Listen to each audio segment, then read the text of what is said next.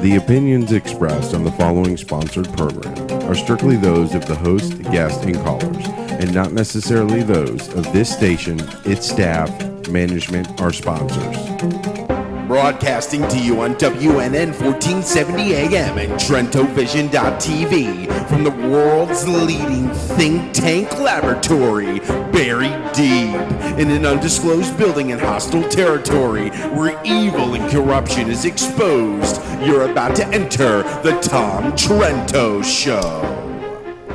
Well, the bunker here has been disclosed because we have an in-studio guest for you today, folks. Tuesday, June 18, 2013, couple of minutes after 5 o'clock in the afternoon. Another beautiful, wonderful South Florida day. A little bit of rain maybe in the afternoon, a lot of sun, a little bit of surf, a lot of bikinis on the beach for all you guys out there.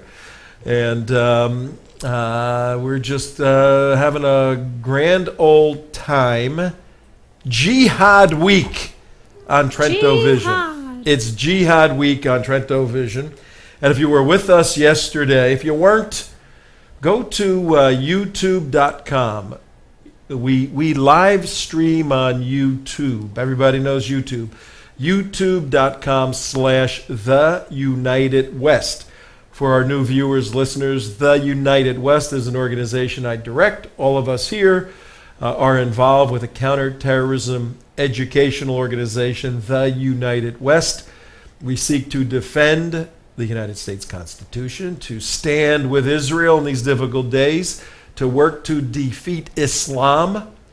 We love Muslims. We do not like the system of Islam. There's a distinction. And we work to defeat any and all things Obama because he's doing nothing right, very little, let me put it that way. That's what we're all about. So change the station because right now you're going, I don't want to listen to these people. So open-minded you are here in South Florida. Or if you're listening on TrentoVision.tv, anywhere in the world, we don't expect you to be open-minded. We know those on the left, the progressives, that shut their mind. Every time we engage in any sort of logical or complex debate, we're called what, guys? What are we called quickly? Haters, Islamophobes, all that stuff. Because our experience is those most on the left have bought into this concept that a couple of days ago was Father's Day, that President Obama is the father of all the citizens of America, and his obligation is to take care of his children, food, shelter, clothing. And the independent spirit that used to run boldly through the Republican Party is even being mitigated. But within the Democrat Party, we find few examples of an independent spirit saying we don't need a federal father taking care of our food, shelter, and clothing. Well, on this show, we expose that sort of stuff. But this week is Jihad Week. As you remember, our producer, Damon Rosen, on Saturday, 15th of June, driving on Interstate 95. That's the furthest most interstate on the eastern coast of the United States. Goes from Key West all the way up to Canada. And he was driving through a little Tony town just north of Boca Raton called Delray Beach. And he saw on the wall, 20 feet high, 60 feet wide, the word Jihad. And you got to go watch Monday's show, yesterday's show, the 17th. We did a big expose on that.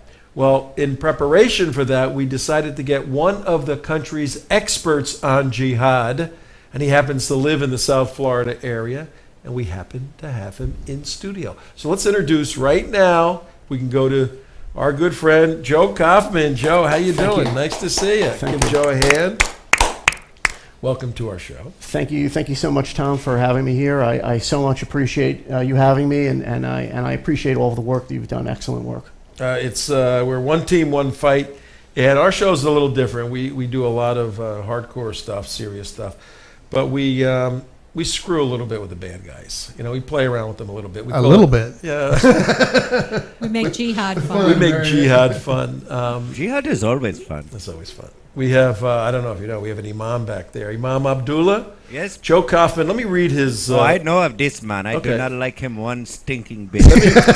Let me read his thing here. Joe Kaufman is an expert in fields of counterterrorism, foreign affairs, energy independence. He's been featured on all the news stations, cable stations, Fox, CNN, MSNBC, CNBC, C-SPAN. Now on TrentoVision. Now you've reached the pinnacle of Joe. your career right now. You know you've made it when you're on 50,000 watts of TrentoVision. Islamophobia. You are being broadcast 50,000 watts of Islamophobia out of WNN, South Florida. This is definitely better than MSNBC. And, 1 watt of Islamophobia. Joe Kaufman has served as a consultant to different government agencies. He's been instrumental in getting U.S.-based terrorist charity shut down. Way to go, Joe, on that one. That's right. And He's been terror-related- sued by the best of them as well. and terror-related individuals put behind bars. Exactly 1 month prior to September 11th, Kaufman predicted the attacks by stating that the 93 World Trade Center bombing was not an aberration and that it would happen again. And Joe's a good friend of originally the Florida Security Council. Then we outgrew the name, something more universal, the United West. No, we're not an airlines. And we're not named after Alan West. And we're not named after Alan or Diana West. We're uniting Western civilization against Sharia Islam. That's what we do. And Joe's been involved with us, and we followed his amazing career and his political career, CJ. Yes. We're assault victims together too. Me and true. Joe. It's true. We're combined combined assault victims by the same person. Oh, Here you see, assault. I think 1 hour away. 1 from- hour away, completely Wait. unrelated. That's And right. actually, That's right. and Joe got me started in activism here in South Florida when I moved here from Seattle. We've got What are you doing over there? And Joe has CJ? put many of my friends behind bars. CJ, what do you? Let's see, CJ. What are you doing over there? In She's the hiding. I'm hiding. Joe kicked her out of her seat. Joe. Yeah. Joe- All right, this is And a- I like him so well, I let him do it. This is a good time, ladies and gentlemen. We have 2 microphones. 2. We could use a third. If you'd like to see CJ back up here when we have a special guest, please. Please. Yes. Please. Donate. It's really hot over here. Yeah, welcome to the bunker, the real bunker over here, CJ. Please. I don't want I to be don't one of even- the bunker boys. Please send us a donation so I can have some ears. Oh yeah. So I don't even get a camera. You It's- know, I don't get a camera. I get like some like little cheesy old microphone. Okay, I Joe. gotta keep going. Yeah. this is the staff complaining. Could you tell us where those things are right up there? They're heat lamps. They're the heat lamp. We're on the heat lamp side, and they're complaining. Okay, Yeah, but yeah. you can go to TrentoVision.tv and donate donate securely. securely. That means nobody's going to get your credit card or whatever, and we'd like to have you do that. We need you to follow us on Twitter at The United West. Subscribe on our YouTube page so you get all our crazy stuff. And what else? Subscribe at the United West for the emails, and there was something else too. We got so many things going on. But this week is Jihad Week, and in particular, Joe put out an expose, a couple of articles recently that need to be taken a look at in light of the jihad in Florida. And as we all know, Florida was a launching pad. Florida, don't miss this, folks. Florida was a launching pad for 9/11. A tremendous amount of the activity of the 19 came in through and involved with activities in Florida, resources in Florida, individuals in Florida. And in the, 12 wonderful years since 9/11, the jihad has increased in the state of Florida. It's serious problem. But Tom Trento here at what's the time? Who's keeping time? There's a time. Ooh, man. the time is Oh, she's the new time girl. 5:10. She used to do the weather and all that stuff. That's right. All right, so it's 10 minutes after 5 o'clock on Tuesday, the 18th of June. Thanks for being with us. Joe, what possessed you to get involved in kind of work where you make no money and people want to kill you? I mean, why would you do that? Well, shortly before 9/11, I was the editor of a newspaper, the Jewish Israeli magazine. Today it's Israel Post. and I Oh, really? befriended. Oh, I didn't know I that. befriended a number of individuals from Israel. They had told me that they wanted me to write for the newspaper because I was running for State House at the time, which seems like decades ago. In fact, I think it was decades ago. and they wanted to get my name and face out there. Well, I befriended a lot of important individuals at this newspaper. The people that I was working with, all of them were Israelis.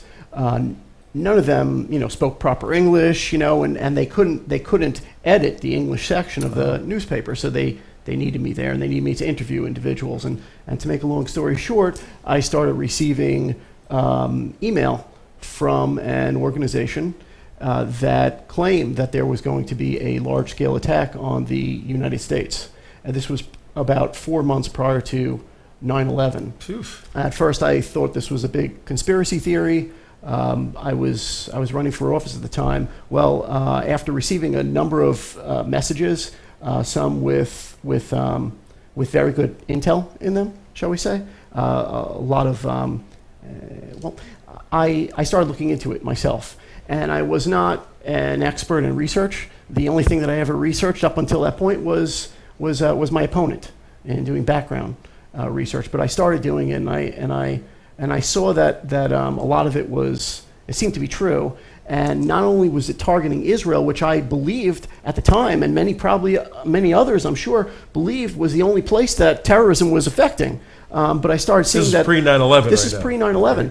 I started seeing a lot of it was targeted towards the United States.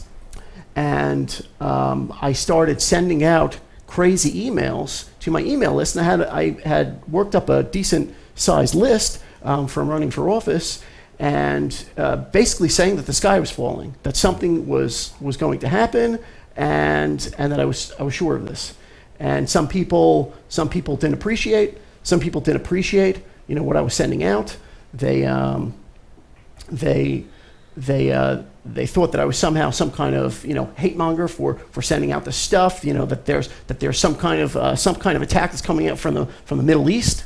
Not saying that all Muslims or all Arabs were bad, but certainly there was some kind of attack coming, and some people appreciated it, voiced their appreciation. Most people, like general society, didn't say anything, but I kept on sending these things out. I became obsessed with it to the point where exactly 1 month before 9/11, I wrote an article, and at the end of the article, I said that that the 1993 bombing, just like you said, was no aberration, and that it was going to happen again. I was sure of that. And then when it happened, it changed my life completely, and I went into a funk. Freaked you out, I bet you. It freaked me out. I remember one day, because I was working for Larry Klayman, the notorious we were just in attorney D.C. with him, in Miami. I was his special assistant for his law firm, and I used to always travel from Broward to Miami on I-95 and such. And I remember just seeing all the American flags waving. Jihad 95. I think we have to rename it. Jihad 95. I like that. Yeah. Imam likes that, yeah. And this was right after 9/11, and I pulled off to the side of the road. I broke down from seeing all these American flags waving. Like after a few weeks or after a few months, people stopped putting those flags on their cars. But at that time, there were tons out there.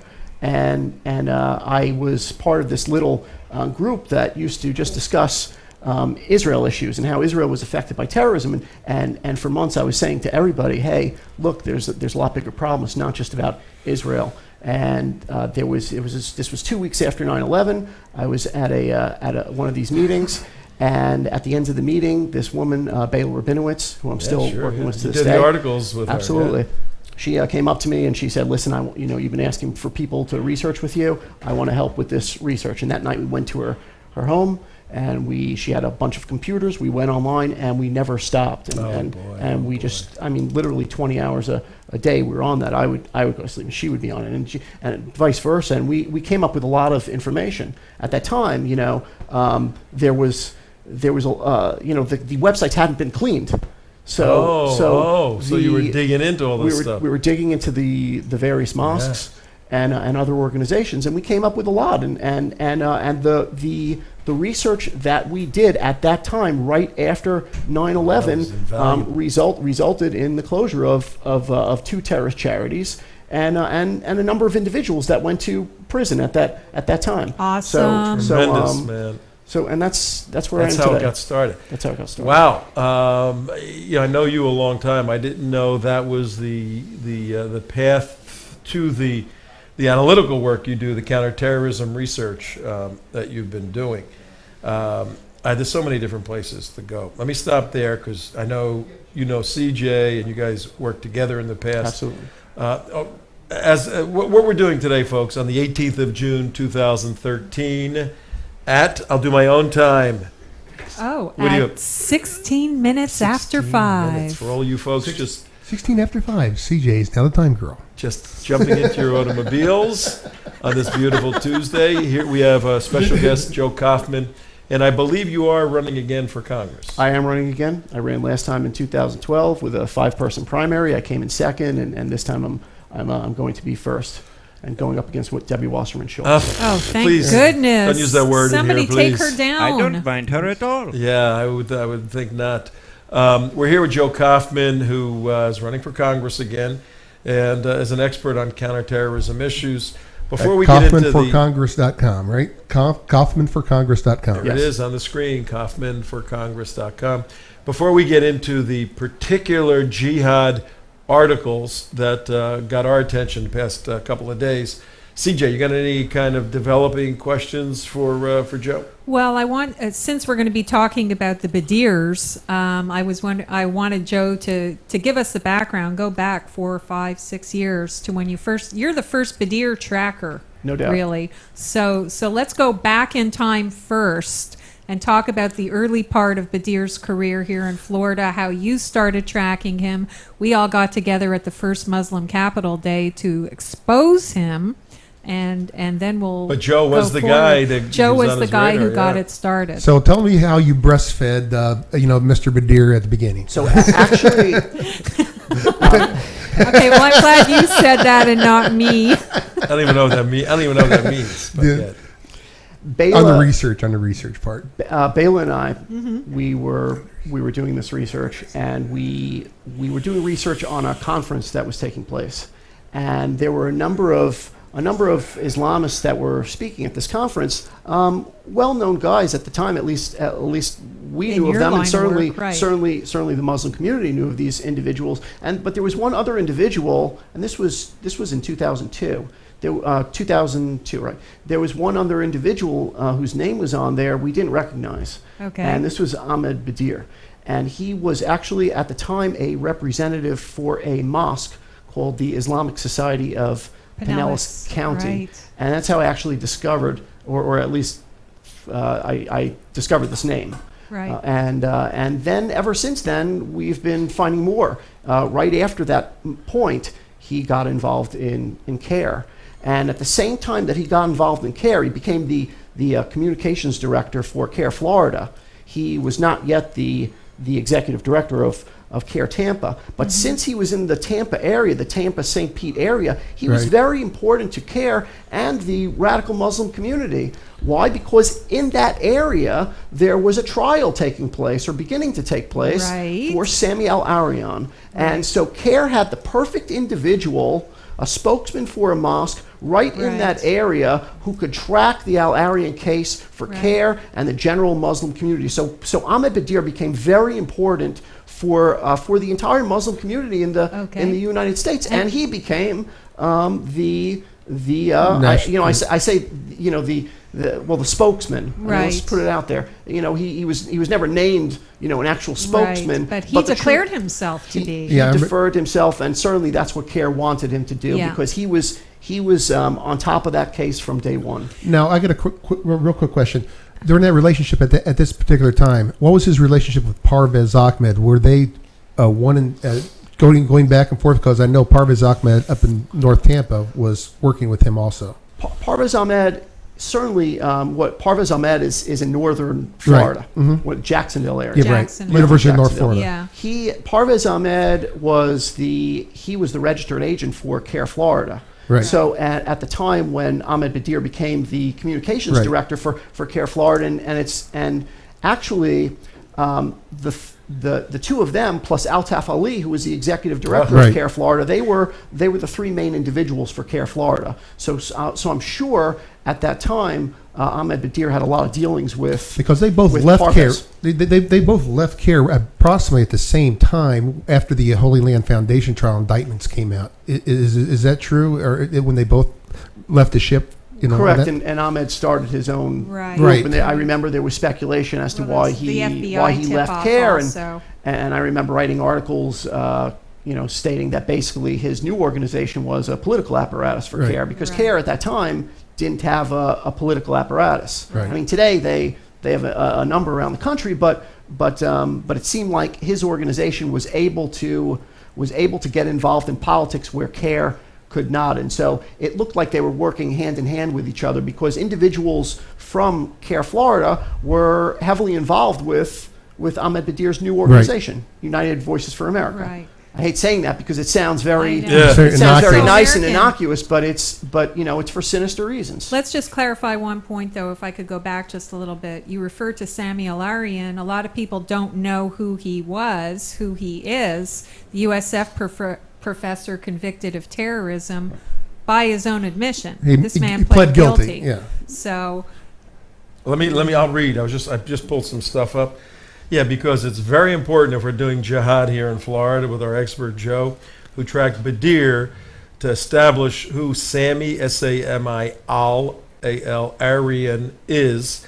Professor, as you said, CJ, University of South Florida, Tampa. yeah. Jihad. Jihad U. Yeah, Jihad U. Yeah. And I think that's the name folks, of one of my articles about Is it? about that university. This is also very important too, folks. We have here on the show and at the United West, we have been equal opportunity criticizers of both administrations, not just the Obama administration, which has taken some of the Bush failures and just put them on steroids, but Samuel Alarian campaigned for President Bush in the 2000 election. Yeah. He was at the White House with Bush, Right. friends with Bush, campaigned Yeah. for Bush. 9/11 hits.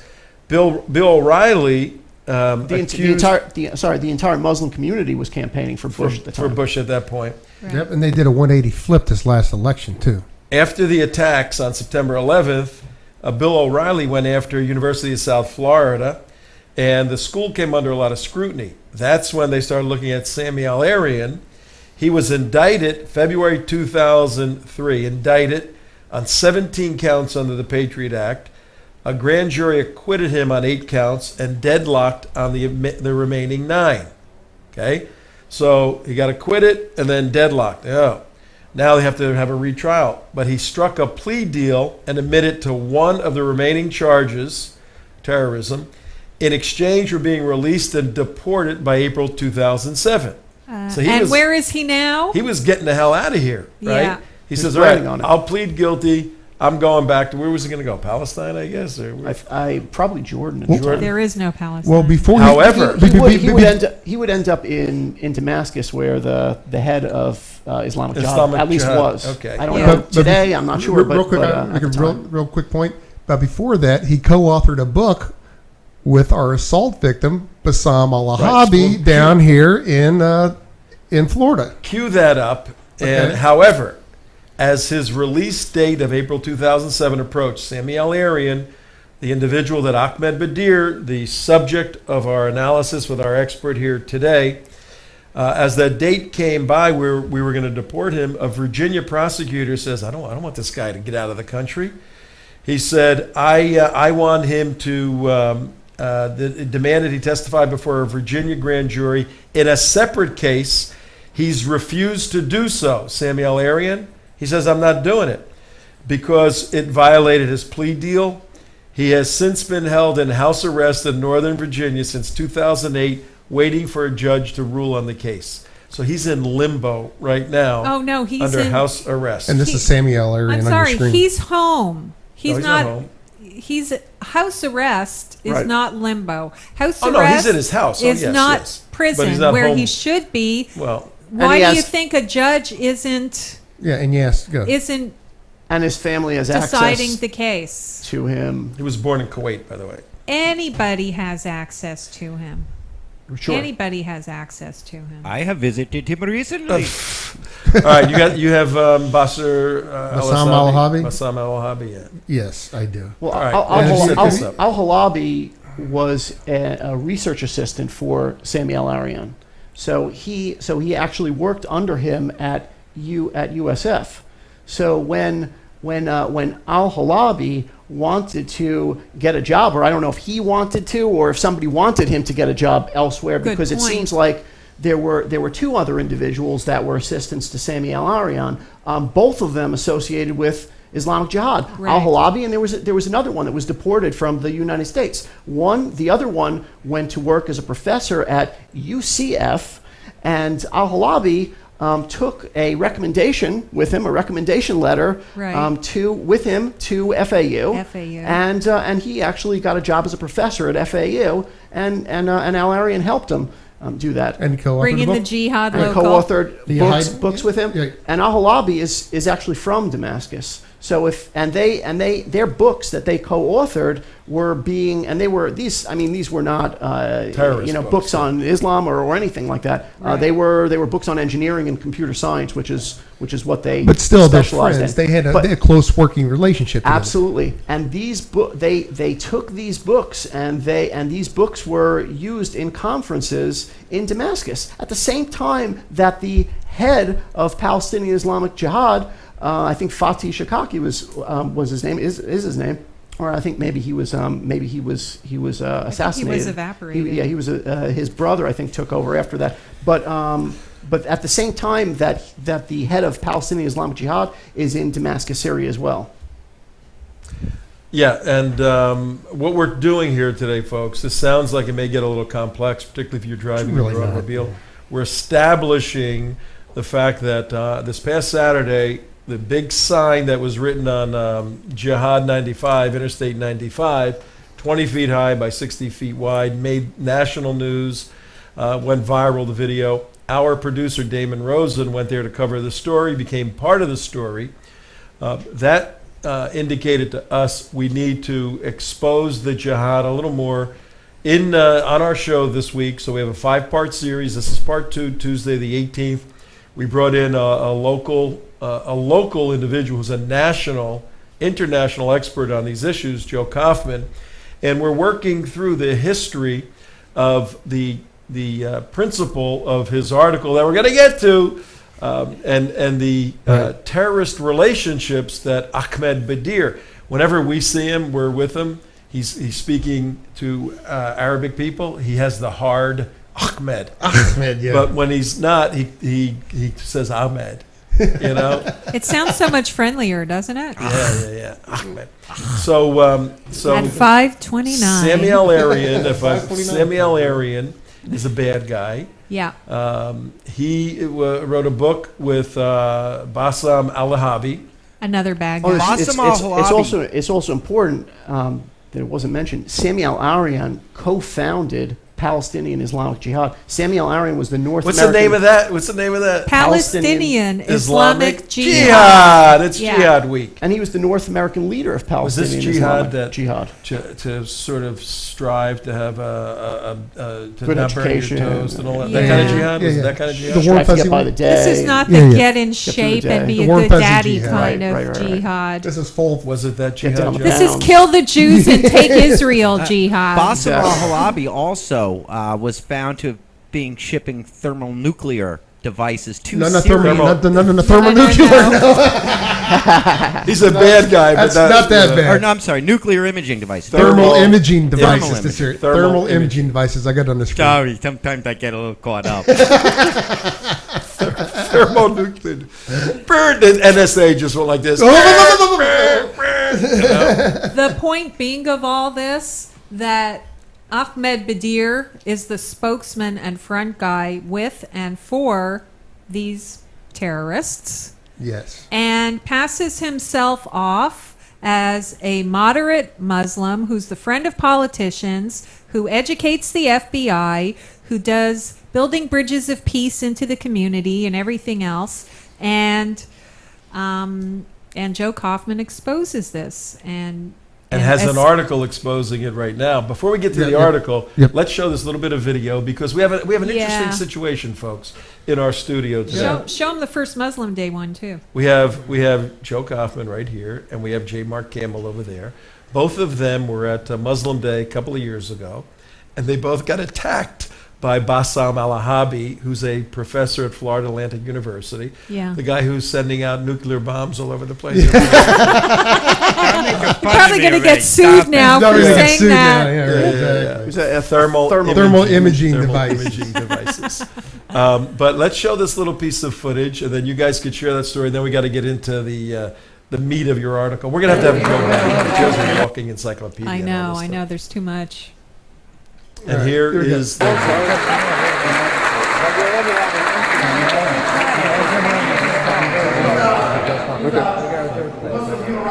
Now, you said, we're in the old Capitol building, actually looking inside. And police officers are hanging around our camera, and you see Bassam al-Ahabi come up around the edge.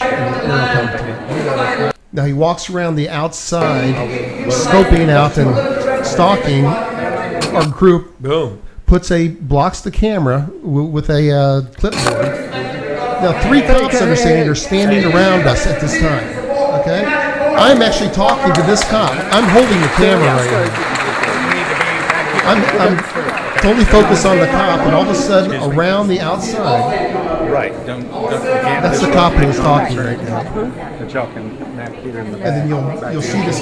Boom! Oh my God! Ow! And that sound that you just heard was him coming around the side and punching the camera lens. Eventually, this thing happened earlier with well, you got to. What about religion of peace? Yeah, here it comes again. Please, don't point to me. That's him. And he said I was pointing the camera at him, which is completely. You can see. I didn't point. It doesn't even matter if you were pointing. Yeah, I know it doesn't. But anyway, that was the assault charge that he came. Now, understanding this, there's 3 cops around us. Now, earlier, this is a professor at Florida Atlantic University. Professor at FAU, and one of the founders of the Boca Raton Islamic Center. Islamic Center, Boca Raton.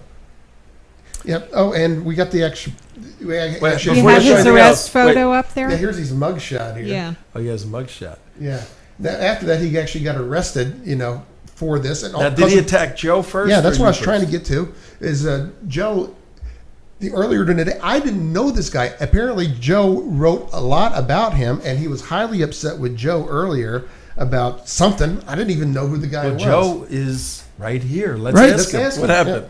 Yeah. No, he comes up to me, and he grabs my arm, and he starts screaming at me. Why do you keep writing about me? Why do you keep writing about me? And he actually, the guy, he was dragging me to the wall, and he pins me up against the wall, and he starts screaming at me, and people are wondering what the heck's going on here, and I finally got off of him right before he looked like he was going to throw a punch. I think Mark, you came over with the camera, and you scared him. I came running over with the camera. You scared him with the camera. He let go, and that's when I filed the first charge. Yeah, you filed the initial charge, and this is what's really odd about this. Me and Joe did not go up there together. We were up there separate ways, doing our own separate thing. He ends up attacking him first, all right? And while he's in the booking office filing charges against Bassam al-Ahabi, the guy does it again against me for no apparent reason. Like I said, I never knew the guy the day before, and while he's writing a complaint about him getting assaulted, he turns around and assaults me. I have him on tape calling for blasphemy laws. You have that tape. I don't know if you ever saw that. That's amazing. But what's very interesting, we have J. Mark Distinguished Campbell FAU and Joe professor. Kaufman here, and they're not blood brothers. They're Jihad brothers.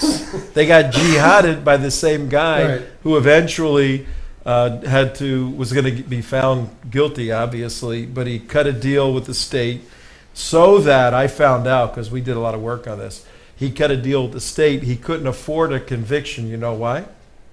Uh-oh. He's a professor. If you have tenure, you're safe unless you get convicted of a crime.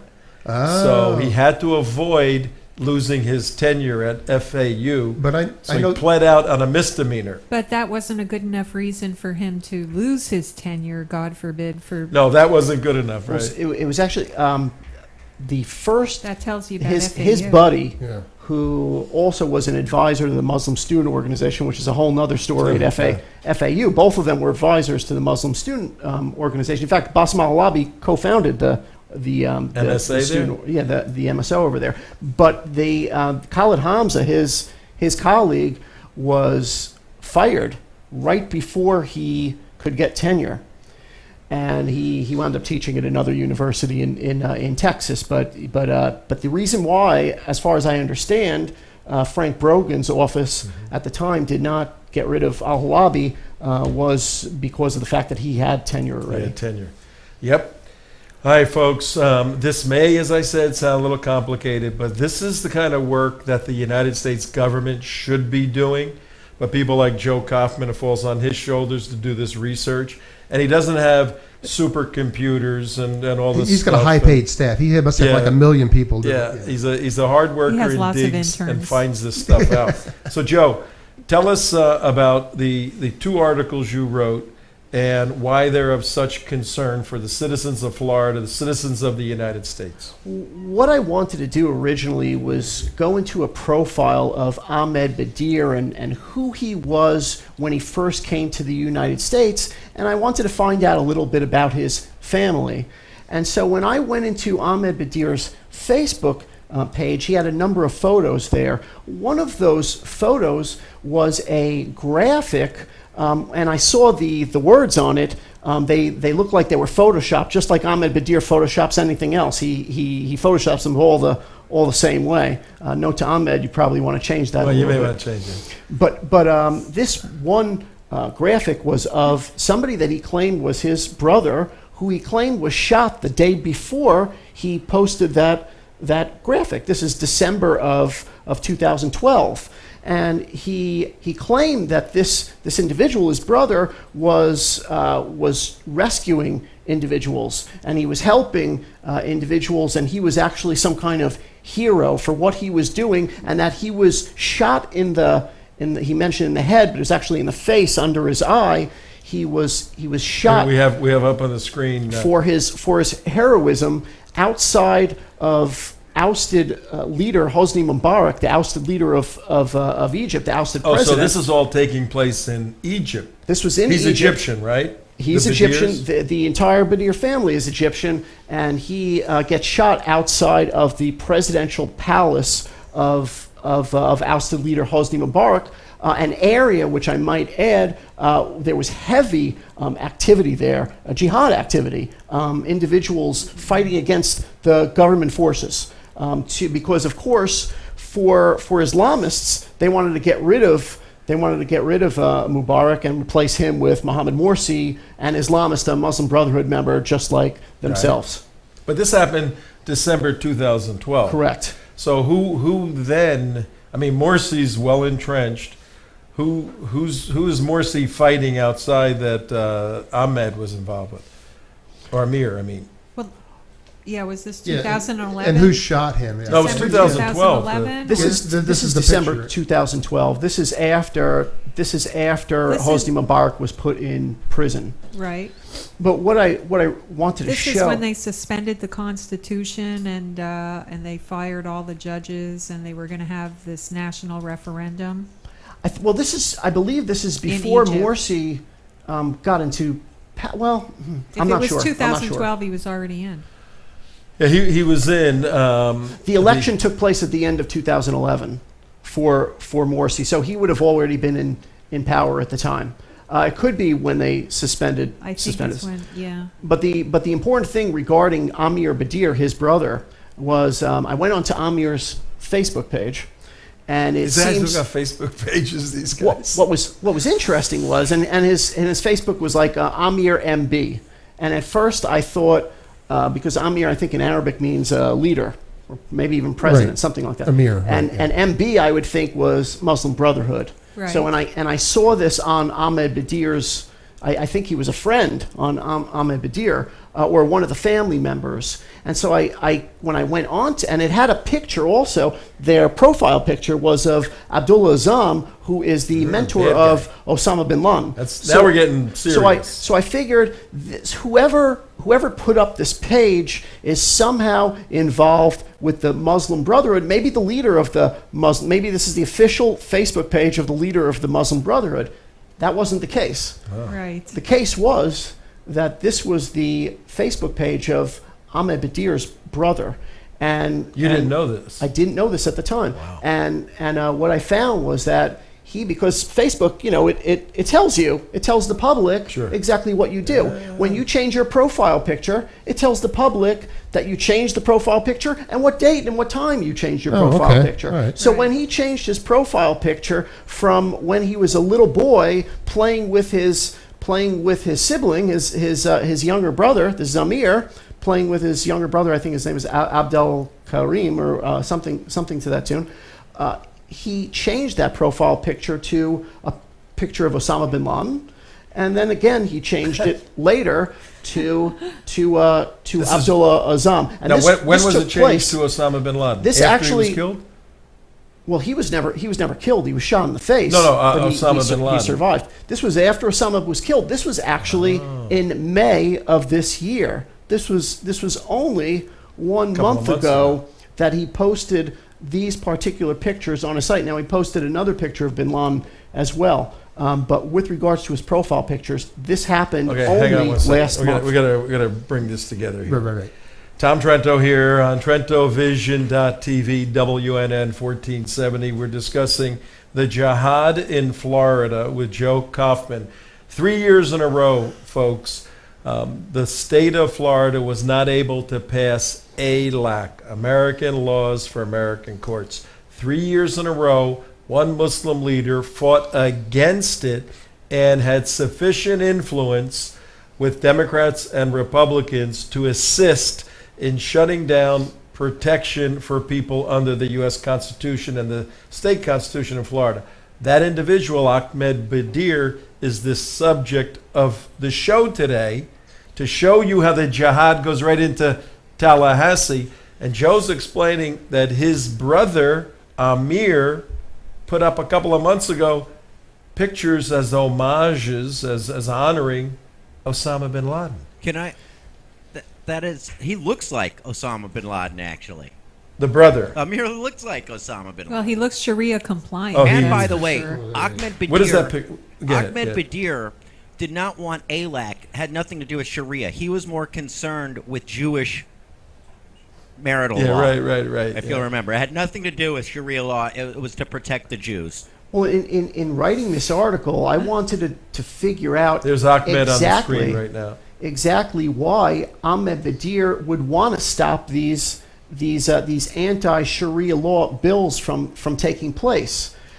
And if he is not someone that advocates for violence, which Sharia law certainly includes, at least overseas it does, then I would want to know why he was doing this. And so I went back in time and I understood that he came to this country. I wanted to see when he came to this country, what the circumstances were at that time, with his parents, with his siblings, and all that. So what I found was that, number one, he came to the country at 8 years old.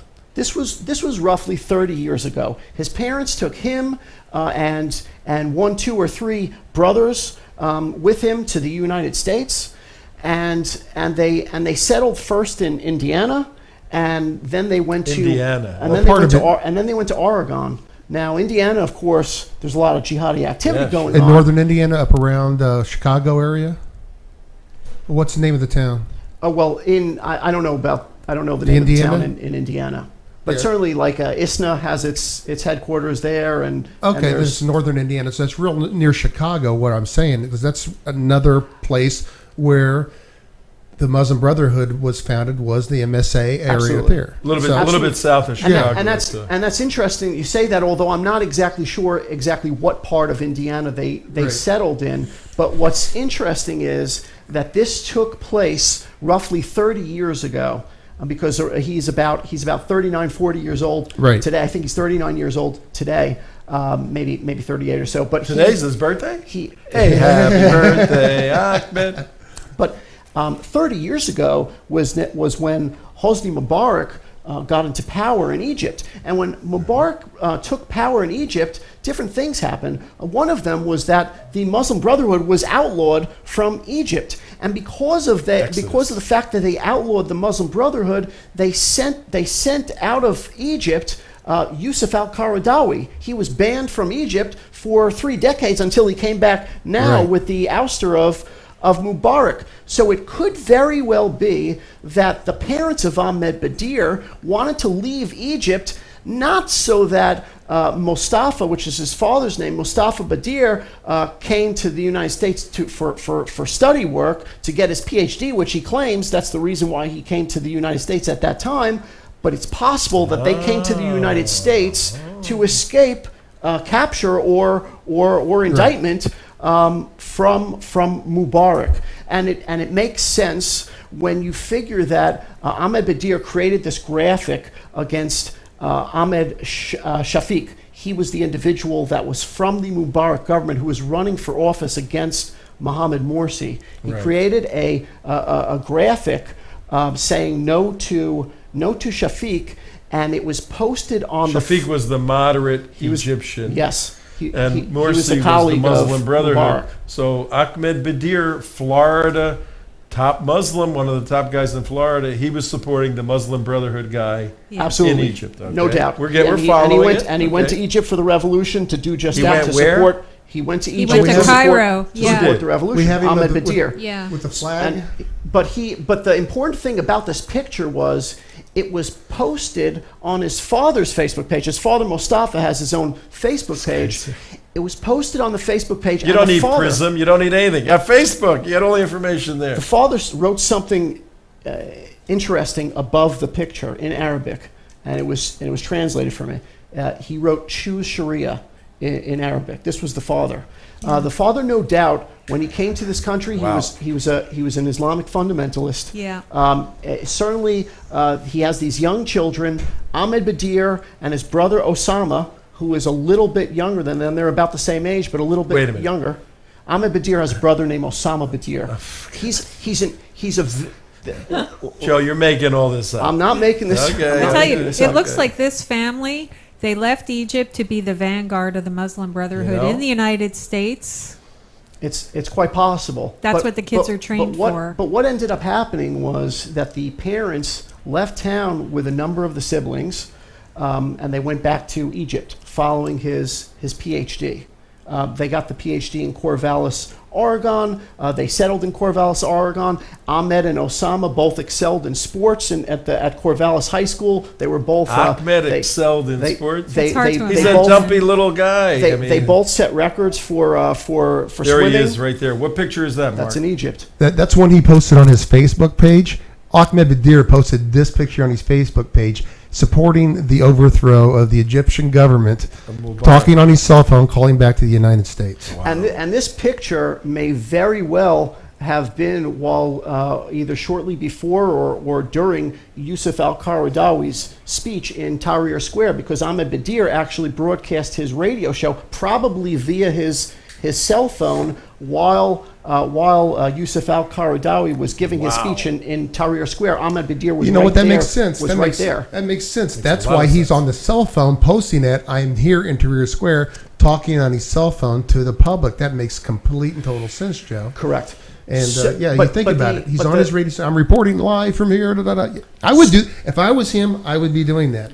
So regarding them coming to the country, so they settle in Corvallis, Oregon. 30 years ago. Yes, there's these swimming, champions, Ahmed and his brother Osama. There's also another little kid named Amir Bedier who was living in Corvallis. Their younger brother, Amir. There's a picture of him at I believe it's St. Eugene or not St. Eugene, John something. Their public school where he has a youth picture, in this collage of the children. What have you. But it shows that they were in Corvallis. Okay. What happened was the parents left Oregon and they moved back to Cairo, Egypt. Now, Ahmed and his brother Osama wanted to stay inside the United States, and they did. They were somebody was issued a guardianship to them. I was going to and say, who and took they- care of them? and they stayed in the U.S. When they got old enough, Ahmed moved to Tampa, Florida,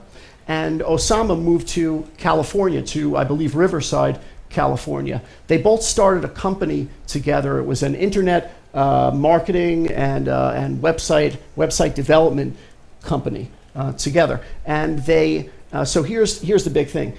In the year 2000, Ahmed was introduced to this Islamic Society of Pinellas County, and it was at that point where he became radicalized. Now, up until that point, he was doing very well financially. He owned property. I believe he owned buildings. He drove in a fancy car. He shopped at all the high class clothing stores and all of that. But in the year 2000, when he got involved in this mosque, he dumped a lot of what he had, and he started getting heavily involved. In fact, in his words, he traded his Quran for his car, or his BMW, or whatever car he had. Wow. So then he gets involved in the mosque. He becomes a spokesman for the mosque. He was the outreach director of the mosque, and then as we mentioned, he starts getting involved with CARE and Palestinian Islamic Jihad leader Samuel Alarian. But That the other brings us thing, up to 2003, 2004. correct, 2000, Okay. yeah, around 2002. Yeah, it's going into 2003.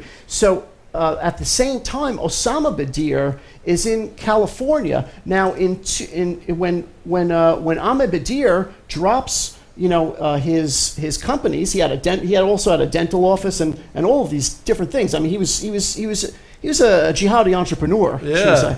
But when he dropped everything in 2000, he also dropped the company that he founded with his brother. It was a computer company. The brother ran it out of Riverside, California, and Osama and Ahmed ran it out of Tampa Bay. Osama stuck with the computers. And so while Ahmed is getting into radical Islam, shall we say, at that time, the brother Osama is getting heavily involved in the computer industry. He ends up getting a huge job in PayPal. He created a lot of what went into PayPal, the service, pay service, and then he leaves recently, and he creates something called Google Wallet for Google. He leaves PayPal. Wow. He goes to Google. This is Ahmed Bedier's brother. This is his brother Osama Bedier, and then he's forced out of Google because their Google Wallet was a failure, and he's sued by PayPal for divulging secrets to Google. He's had his own statements that he's put up on Twitter with regards to Egypt. He certainly supported the overthrow of Mubarak. He supported Morsi. Right. He stated in one of his Twitters that we're getting back to where we were, meaning Egypt is getting Returning to the religion. A lot of these Islamists, they want Sharia law. They want the religion taught by the state. They want state and religion to become one. And really, for them, they don't care if it's someone from a terrorist organization like the Muslim Brotherhood to become the leader of the country, as Mohammed Morsi did. They just want that. But this is his background. Joe, you're doing amazing work. We only have a few minutes left. And folks, what we're doing to make sure everybody stays on point with this, we had a jihad incident on Saturday. Somebody put a gigantic graffiti on Jihad 95 in Delray Beach. And our producer, Damon Rosen, stopped to get the story. He became part of the story. We decided as a result to do some work, 5-part series on the jihad. We brought Joe Kaufman in. He is explaining the relationships of one of the top Muslim leaders in the country. Ahmed Bedier started Muslim Day in Florida about 4 or 5 years ago.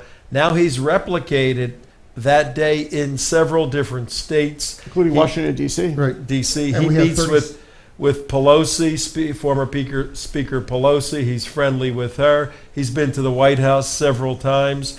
This is not a slouch. Joe, who's going to have to come back to finish this story, is telling us that his brother has Al-Qaeda connections. Give us that piece.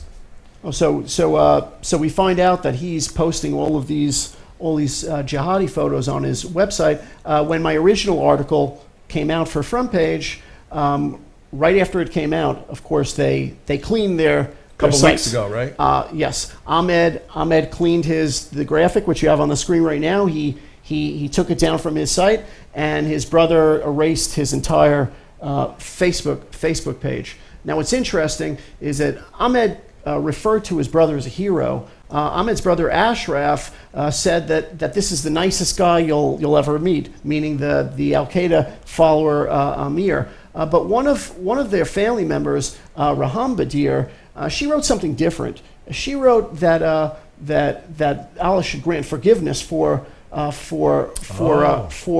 this individual, her family member. She referred to him as a brother, but I'm not sure if they're brother and sister. I suspect they're cousins. But she also put in another posting that she made it seem as though he had committed some kind of evil act. That may be the reason why this happened.